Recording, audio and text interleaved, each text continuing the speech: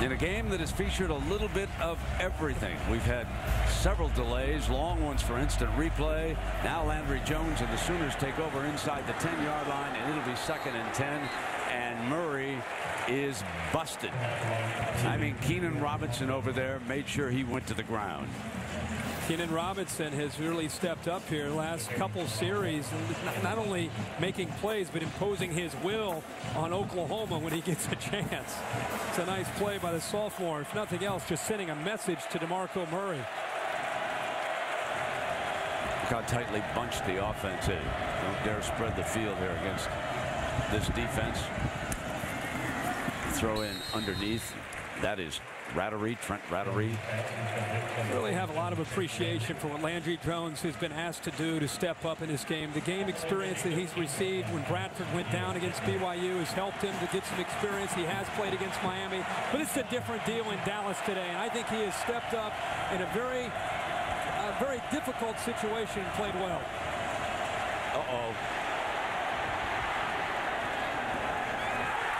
Intercepted, picked off at the 21-yard line. A spectacular interception by Aaron Williams as Landry Jones, but there is a penalty flag. It's against declined. It is Texas football. Landry Jones was trying to dump it out of bounds, Herbie, and Aaron Williams went airborne. Just when you compliment the young man, how many times do you see this happen? He breaks contained. Kendall goes to the inside, but great effort by Lamar Houston. But unbelievable the way Aaron Williams climbs the ladder. Brent, you're right on it. I think he thinks he's just throwing this thing away. But how about number 4 with about a 40-inch vertical to go up and intercept that? And they love to play for Will Muschamp.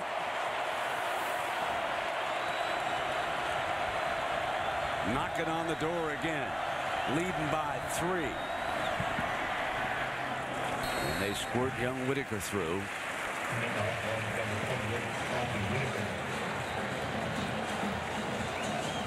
There is Williams. Made that leaping interception. That's the first turnover here in the second half. We had 5 fumble turnovers in the first half. This is the first interception of the game, and it is 2nd down and 8. Reynolds, number 4.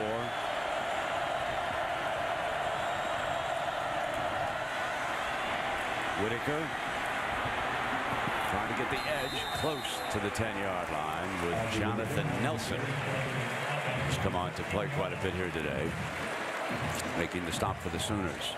It's a nice designed counter here to make it look going like it's to the left on a zone read, but he's got 2 of his offensive linemen pulling around to lead the way. But there's that burst again by Fozzie Whitaker getting to the edge, and when it looked like it might be a short gain, he actually gets to the corner and puts them in at least a very 3rd and short type of situation here. Goodwin comes on and Childs is replaced, so number 84, the speedster. But it is 3rd and 2. They go empty in the backfield. Intercepted. Picked off by Brian Jackson. The Sooners get it back. And McCoy comes over, but that is his 7th interception of the season. A very unusual statistic for Colt McCoy. What a great answer here by the Oklahoma defense, and that's just a misfire here. Colt McCoy and the young freshman who we've been complimenting so much, Marquise Goodwin. You got to wonder on that time if that should have been a route adjustment based on that coverage, because Colt, as a 4-year senior starter, puts the ball where he thinks the freshman might be, and he throws it right into the hands of Brian Jackson. Now Landry Jones brings the Sooners back out with 6 minutes to go.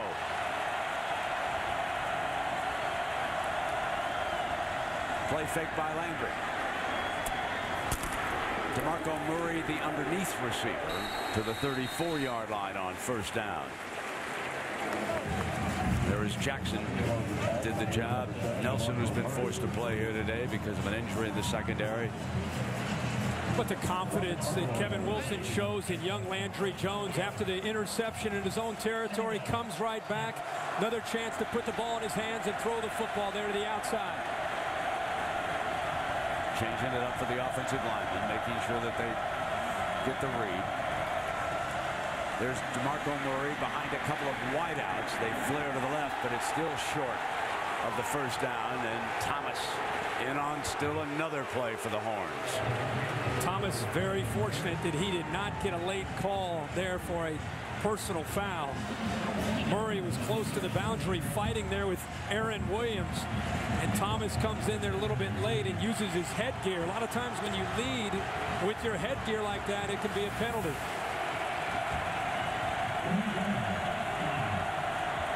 Samacho checks into the defensive line. 3rd down and 5. And DeMarco Murray made the catch, but he appears to be short of the first down. That was Shockey Brown defending it. I think Texas had a lot of confusion that time with their linebackers. See, running off, trying to make adjustments with hand signals, and you're going to see Keenan Robinson from the right coming way over to the left, and that's exactly where Jones throws it. If he would have looked maybe downfield, he may have caught Texas out of position.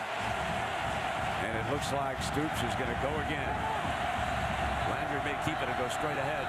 And there's a timeout. Oklahoma. You got 4:27 to go. It is a very short yard. We'll see what the coaches decide. 4:27 to go. Kirk Herbstreit and Lisa Salters, I hope you've enjoyed this one as much as we have. 4:27 to go. 4th and very short. And now Kevin Wilson, after taking a look at Muschamp's defense, adjusts the call. They've shaded a tackle right on the nose. Landry keeps it himself for the first down.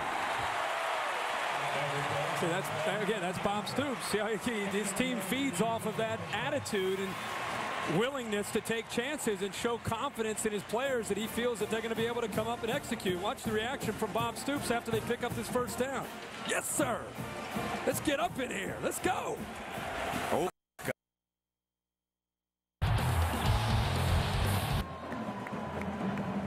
Thank you very much. Here, of course, Texas leads Oklahoma 16-13. They have the ball back.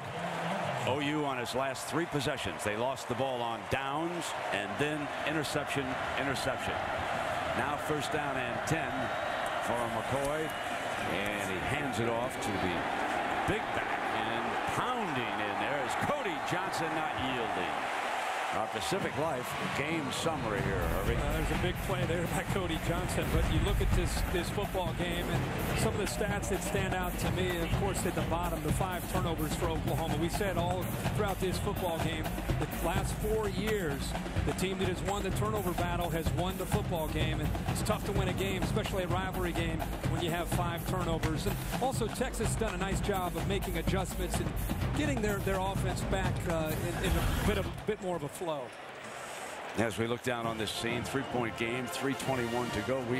We look ahead, Herbie, with the first BCS rankings out, and I certainly can't speak for the computers, but what do you think the coaches and the Harris pollsters will think of somebody winning a tough defensive game? I'm thinking whether or not Texas or Alabama might be too if Bama wins tonight.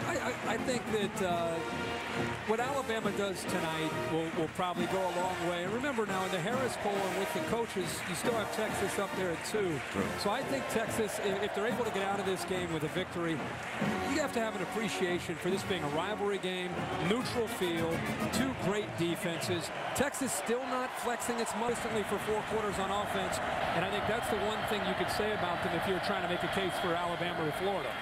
McCoy keeps it on 2nd down and 5, right straight ahead. One thing about the BCS standings that I think is, if it continues to be Florida and Alabama and Texas, let's just say Florida and Alabama, one of them's going to eliminate the other. It almost doesn't matter if it's a 3-way argument between Florida, Alabama, and Texas. If Texas wins out, they get through this game and they continue to win games, they're going to play the winner of the game in Atlanta between Florida and Alabama. Here may be the most telling stat of this game. Colt McCoy has been on the ground 17 times, okay? 13 of them, or 14 of them came in the first half. Absolutely. All right, that means they're doing a much better job of keeping this defense off balance here in the second half. Running the football enough, mixing up the play calling, allowed them to take control of the line back.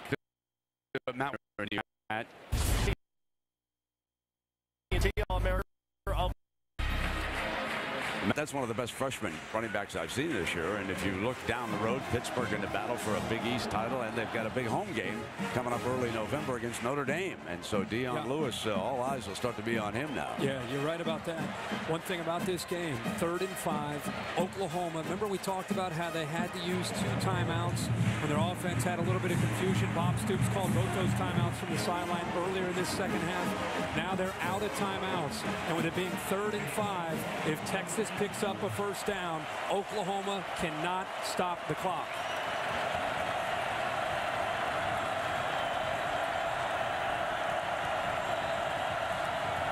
Colts going to keep it and run for the first down. Slides safely into the 48-yard line, and they'll move the chains. 2.5 minutes. That's a design play and a good job of blocking up front. That time Charlie Tanner leads the way and picks up a block on Lewis. Design run all the way, and now Texas will take all the time that they need to chew up the remaining 2 minutes in this football game. Mack Brown, they have won 3 of the last 4 games. And there's a telling stat right there, how many 3-point close games that Mack Brown has been involved in. And they've won 14 of their last 15, the Horns have. And now they keep the ball on the ground, start to work on that clock. There's a penalty flag thrown on that play. On the offense, number 78, 10-yard penalty, first down. I could argue all day with folks about how Bob Stoops has gone from being recognized as big game Bob to struggling mightily in BCS bowl games and against Texas. It's one thing to think about how they played against Florida in the national championship last year. It's one thing when you don't show up. It's another thing when you're battling like this with a great defense and an offense that's depleted through injuries, and you try to make a game of it. I agree. You know, this is not where, well, Bob Stoops didn't get his team ready to play. He can't coach in a big game. Kidding me? Here's McCoy keeping the clock moving. The Texas fans, or half of our 92,000 crowd, wanted a penalty on that. You know that during Mack Brown's reign in Austin, Herbie, the Longhorns have set 215 school records. 215 now. Are there any left? I don't think so. He's cleared the deck. He'd like to have that second national championship. You know, Darrell Royal tacked the second one up there. And he's got a great shot this year if this team can keep improving offensively. Got a defense to keep him in every game.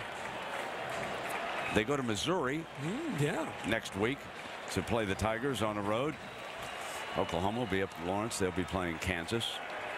3rd down and 9. And I believe the Horns are going to use a timeout here. Bringing the clock down, and it looks like they're going to do it again. They've come to the land of the Fletcher Corny Dogs and about to go home with another W, their 10th consecutive win. That's what's coming up next. Regional coverage. North Carolina State, Boston College, Minnesota, Penn State, Texas Tech, Nebraska, California, UCLA. So this will be 10 straight for Texas. And today, Iowa has already won 11 consecutive games. Florida with the nation's longest winning streak at 15. And there is a trophy awarded here, folks. We don't talk about it a whole lot, but it is called the Golden Hat. Okay, once upon a time it was bronze, so it was a bronze hat trophy, but then they wanted to refinish it and it came back and they said it doesn't look bronze anymore, it looks golden. So the winner will take the Golden Hat trophy. In fact, this time it'll stay in Austin. Yeah, we had a shot of that hat on game day this morning in the Texas locker room. Serious business, that hat. And you know, there's a very good recruit watching this game here today. Defensive end Jackson Jeffcoat from Plano. He's a son of the former Cowboy star Jim Jeffcoat. He's thinking of both these great schools. Oh yes, his daddy's a defensive line coach at Houston. So I talked to the coaches before the game and they said, you know, Houston's very much in the running. And here comes the flag. I guess they're going to call this on Beal. Little frustration, was there? Yeah, I mean,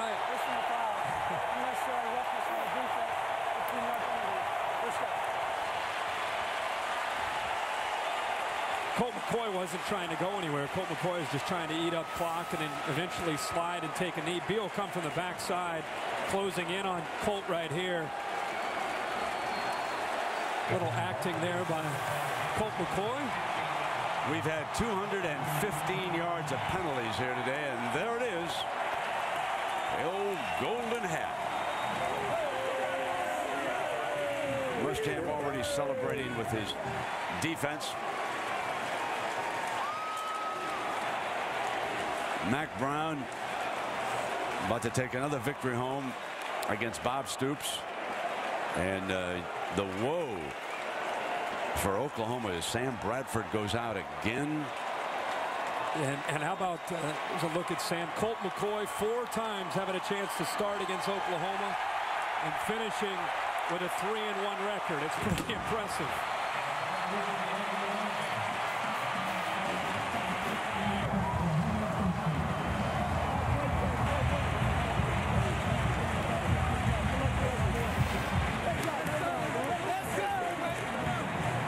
Another chapter in a fierce rivalry. One of the best in all of college football. The Sooners lose their Heisman Trophy winning quarterback.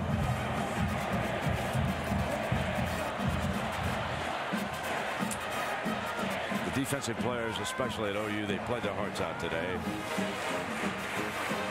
Colt McCoy was under the gun against that defense. There he is searching out Sam Bradford. They have become friends when they traveled on the circuit last December. And as soon as Bradford was hurt that first time, it was Colt McCoy who texted him that night, wished him very the best to hang in there, and I'm sure he's doing it again. And Colt McCoy and the Longhorns are victorious. Let's ship it down to Lisa. Thanks, Brent. Colt, I know you're good friends with Oklahoma quarterback Sam Bradford. What did you just say to him? I just told him I was praying for him. You know, I hate it for him. He's such a competitor, great friend. But this is awesome. You know, I thank God for the opportunity to play in this game for 4 years. I've been sick all week. I can't hardly talk, but this is awesome. You said you were sick all week. What was wrong? I got some kind of something up here. I'm okay. Hey, anytime you can come in here and get a win, it speaks volumes. Offensively, we didn't play that great, but hats off to our defense, and OU's a tremendous football team. How did being sick this week, how do you think that affected you today? Well, I had a little, not as much energy, but was able to come through, and big win for us. Now, with just 100 yards of total offense in that first half, what adjustments did you guys make in the second half? Just never hung our heads. We got in there at halftime, encouraged each other, said we're a second half team, and we proved that today. All right, thanks, Cole. Congratulations. I'm going to talk to your head coach now.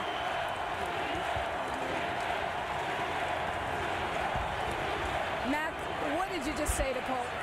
Oh, I just told him what a game. Love him. He's a competitor. He's a winner.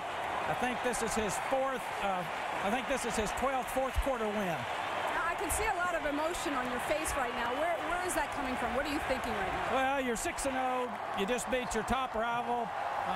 It's a heck of a ball game, and you loved your kids because they kept fighting, and all the fans got what they wanted, but we did too. We got the win. Now, from a coaching standpoint, you guys had just 100 yards of total offense in that first half. What changed for you in the second half? Well, Lisa, we were able to loosen up a little bit. We made too many mistakes, and I think the kids were trying too hard. It's one of those deals. It's a fine line in this game. We know momentum's going to go back and forth, but I think they felt like since OU had a couple of losses that they probably had to come out here and just jump on, and they didn't do that, and it bothered them. Well, this definitely was a game of highs and lows. You guys intercepted it down here in their territory. They got it right back with an interception. Then you picked them off again. As the coach, what were you thinking on the sidelines while this was happening late in the game? I was thinking this is a typical Red River rivalry. This is what happens every year. Last year, the offenses were the theme of the game, and this year, the defenses. And lastly, your thoughts watching from the other sideline when you saw Sam Bradford go down again? Well, I hate it for Sam. I tried to find him and didn't see him after the ball game, but I'm sure he'll be okay. I saw him moving around afterwards and just hate he couldn't play in this game. He's a great competitor and great player. All right, thank you very much, Mac, for your time. Congratulations. Guys. All right, Lisa, thank you very much. And to the winner goes the spoils. And this time, they hope that they can play for a Big 12 championship. Remember what happened a year ago. And next week, you'll be able to see the unbeaten Texas Longhorns on ABC on Saturday night. We'll be on the air at 8 Eastern, 7 Central. from Columbia, Missouri. It'll be Texas and Mizzou, your Saturday night primetime game. Unbeaten Texas, dreaming of another national championship. Mac Brown, Colt McCoy, they're over there with their fans. It'll be the eyes of Texas that'll take you off